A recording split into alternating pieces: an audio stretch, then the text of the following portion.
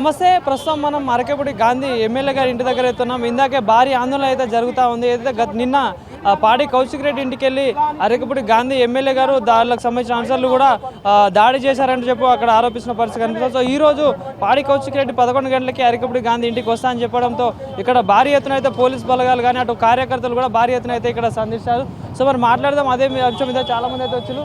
అన్న నమస్తే, ఏంది మరి ఇక్కడ పరిస్థితి? నిన్న పోయి దాడి చేసిండు, సో ఈరోజు ఏంది ప్రతి దాడికి వస్తా అని చెప్పేసి కౌశిక్ రెడ్డి చెప్పడం జరిగింది. సో ఎట్లా రెడీ ఉన్నారు?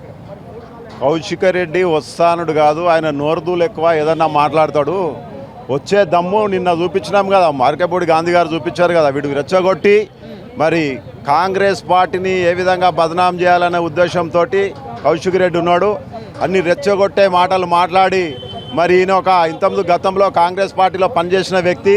కాంగ్రెస్ పార్టీ సిద్ధాంతాలు, కాంగ్రెస్ పార్టీ క్రమశిక్షణ ఏ విధంగా ఉంటుందో ఆయనకు తెలుసు. ఎలాగైతే కాంగ్రెస్ పార్టీ ముందుకు పోతుందో మరి పార్టీని బదనాం చేయాలి, రేవంత్ రెడ్డిని బదనాం చేయాలనే ఉద్దేశంతో మరి కౌశిక్ రెడ్డి బాగా నోరు వారేసుకుంటుండు. మరి గతంలో ఎన్నడూ లేని విధంగా మరి టీఆర్ఎస్ పార్టీలో మరి నాకే నోరుంది, నేను మాట్లాడితే నాకు మంచి గుర్తింపు ఇస్తా అనుకుంటున్నారు టీఆర్ఎస్ పార్టీలో మరి వాళ్ళు ఎవరైతే ఎదుగుతాడో వాళ్ళని తొక్కుతాడు.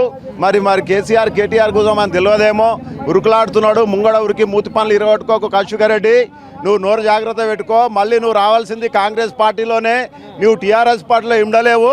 నీలాంటి వాళ్ళని వాళ్ళు పెట్టుకోలేరు. మరి కేటీఆర్ కేసీఆర్ హరీష్ రావు మాటలు ఇని నువ్వు రెచ్చిపోతున్నావు. మరి నువ్వు రెచ్చిపోయినావు అనుకో, కాంగ్రెస్ పార్టీ నాయకులు కార్యకర్తలు ఎవరు ఖాళీగా లేరు. కుక్క కాడుకు చెప్పు దెబ్బలేక నేను కొట్టడానికి రెడీ ఉన్నారు. మరి నువ్వు గాజులు చీరలు చూపిస్తున్నావు మా నాయకులకు. మరి గాజులు చీరలు ముంగడ పెట్టుకొని నువ్వు గెలిచినావు. మరి ఈసారి ఎలక్షన్లో నేను ఓడిపోతే మరి భార్య పిల్లలమ్మ ఆత్మహత్య చేసుకుంటామని పెళ్ళాన్ని బిడ్డని ముంగడ పబ్లిక్లో పెట్టి గెలిచిన ఒక ఆడబట్లో నీకు మాట్లాడే మరి కాంగ్రెస్ పార్టీని కానీ అరకెపుడి గాంధీని కానీ అనే హక్కు నీకు లేదు. మరి కాంగ్రెస్ పార్టీలో ఏ నాయకుని విషయంలో నువ్వు మాట్లాడే హక్కు లేదు. నువ్వు ఒక బ్లాక్ మెయిలరు. నువ్వు మొత్తం కూడా కాంగ్రెస్ పార్టీలో ఉండి మొత్తం బ్లాక్ మెయిల్ రాజకీయాలు చేసి గతంలో మరి నువ్వు టీఆర్ఎస్లో పార్టీ చేరిన విధానము మరి ప్రజలందరికీ తెలుసు. నువ్వు ఎక్కువ హుషారు లెక్కలు చేసి ఎక్కువ మాట్లాడి మరి నేనేదో పీకేసా ఏకేసా తెలంగాణలో నేనే పుట్టిన తెలంగాణ అంటున్నావు. తెలంగాణలో పుట్టిన వాళ్ళు అందరూ కూడా తెలంగాణలోనే ఉన్నారు. నువ్వు తెలంగాణ పేరు చెప్పి ఆంధ్ర తెలంగాణ అని ఏదో రెచ్చగొట్టే విధంగా చూస్తున్నావు. ఆంధ్ర అయినా తెలంగాణ అయినా వేర్పాటువాదం వరకే, కానీ అందరం తెలుగు వాళ్ళం అందరం ఎప్పుడు ఒకరి తీరునే ఉంటాము. ఎవరి రాష్ట్రాల వాళ్ళకి అయిపోయినాయి, ఎవరి పరిపాలన వాళ్ళకి అయిపోయింది.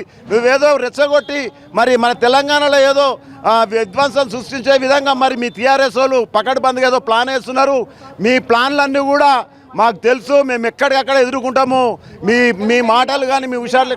కాంగ్రెస్ పార్టీ కార్యకర్తలు కానీ ఏదైతే ఎమ్మెల్యే గాంధీ గారు నన్ను చంపడానికి వచ్చారు, నా ఇంటి మీద దాడి చేశారంటూ కూడా ఆరోపిస్తున్నారు. మరి ఏం చెప్తారు అన్నది? రెచ్చగొట్టి నువ్వు కావాలని నువ్వు తెప్పించుకున్నావు. ఒక మంచి వ్యక్తిని రెచ్చగొట్టి నీ ఇంటి మీదకి రప్పించుకునే విధంగా నువ్వు చేసినావు. కావాలని ఏదో క్రియేట్ చేస్తున్నావు. అసలు మరి నువ్వు నేను ఇంటి మీద వస్తా, గాంధీ మీద ఇంటి దగ్గర జెండా ఎగరేస్తా, నువ్వు రెచ్చగొట్టినావు. జెండా ఎగరవస్తే హక్కు నీకేడుంది? అరగపూడి గాంధీ ఆయనకు ఒక పోస్ట్ ఇస్తే మరి ఇమ్మడించుకోలేక నేను పోయి టీఆర్ఎస్లో పార్టీలో నేను పోయి జెండా ఎగరేస్తా అంటే మరి ఇక్కడ కాలిగేం లేరుగా. సిటీలో ఉన్న ఒక ఎమ్మెల్యే 3 సార్లు ఎమ్మెల్యే గెలిచిండు. ప్రజల అభిమానంతో ఉన్న వ్యక్తి, మంచి పేరున్న వ్యక్తి. నీలక బ్లాక్ మెయిల్ కాదు గాంధీ గారు. ఆయనే మరి అంత ఆ విధంగా నువ్వు మాట్లాడినందుకు కార్యకర్త ఆయన ఊకున్న కార్యకర్తలు ఊకోరు కదా. కార్యకర్తలు అందరూ వచ్చిర్రు, నీ ఇంటి మీద నిలదీయడానికి వచ్చినారు, నేను అడగడానికి వచ్చినారు. నువ్వు ఇంట్లో దొంగలేక తప్పించుకొని పోయినావు.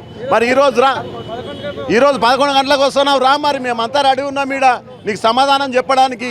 నీకేది నువ్వేం మాట్లాడినా ఏ విధంగా ఎదుర్కొన్నా ప్రతి జవాబుగా మేము రెడీ ఉన్నాము. నీకు దమ్ముంటే ఈరోజు రా. నువ్వు తెలంగాణ బిడ్డ అంటున్నాగా, మేమంతా తెలంగాణ వాళ్ళమే రా. ఇడికి అంతా తెలుగు వాళ్ళం ఉన్నాం ఈడ, నువ్వు రా. మరి మేము ఏ విధంగా ఎదుర్కొంటామో నీకు ఏ విధంగా సమాధానం చెప్తాం, మేము రెడీగా ఉన్నాం.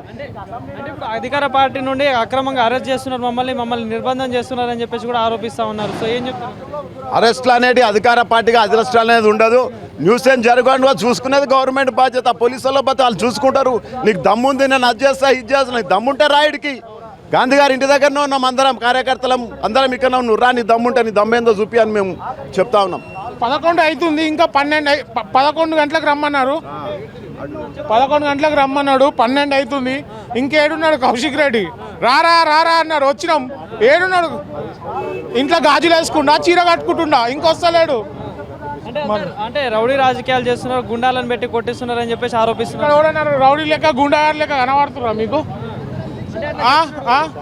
వాళ్ళ దగ్గర ఉన్నట్టున్నారు రౌడీలు గుండగాలు తాగుబోతాలు వాళ్ళ దగ్గర ఉన్నట్టున్నారు, మా దగ్గర లేరు, మేము కార్యకర్తలం. సో చూసారు కదా ఇక్కడ భారీ ఎత్తున అయితే ఇక్కడ ఆందోళన అయితే జరుగుతూ ఉంది. సో నిన్న ఏదైతే కౌశిక్ రెడ్డి ఇంటి మీద కూడా గాంధీ అనుచరులు కానీ కార్యకర్తలు కానీ దాడికి అయితే ప్రయత్నించారు. సో ఇదే నేపథ్యంలో ఈ రోజు 11 గంటలకి కౌశిక్ రెడ్డి నేను గాంధీ ఇంటికి వస్తా, మీకు కండువా కప్తా, మీరు మా పార్టీ అంటున్నారు కదా, మీకు కండువా కప్పి మీకు అభినందిస్తా అని చెప్పేసి కూడా చెప్పడం జరిగింది. సో ఇదే నేపథ్యంలో ఇక్కడ పోలీసులు కూడా భారీ ఎత్తున అయితే మోహరించారు. సో ఎవరు వచ్చినా కూడా అరెస్టులు చేసి అయితే తీసుకోబోతున్నారు. ఎవరైతే అయితే నిన్న జరిగిన పరిస్థితి ఇక్కడ జరగొద్దని చెప్పేసి కూడా పోలీసులందరూ కూడా బందోబస్తు అయితే ఏర్పాటు చేశారు. సో ఇదే నేపథ్యంలో చాలా మంది కార్యకర్తలు కూడా చాలా మంది రావడం జరిగింది. పైన ఇంట్లో ఉన్న అరకపుడి గాంధీని కూడా ఇంట్లో అరెస్ట్ చేసి కూర్చోబెట్టారు. సో ఇంకా మాట్లాడే ప్రయత్నం అయితే చేద్దాం. ఇక్కడ చాలా మంది కార్యకర్తలు ఉన్నారు. సో వాళ్ళతో మాట్లాడదాం, అంటే ఎట్లా స్పందిస్తారు.